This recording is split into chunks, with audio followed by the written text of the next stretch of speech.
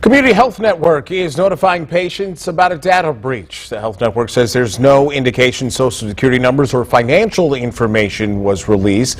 But here is a look at info that may be a part of it. Computer IP addresses, appointment information, healthcare provider, and communications through MyChart, like first and last name and medical records, record numbers, as well as insurance information. Community confirms third-party tracking technologies may have collected this information. That means you may see targeted ads from Facebook and Google. People who may have been impacted will receive letters. Meanwhile, Attorney General Merrick Garland has appointed a special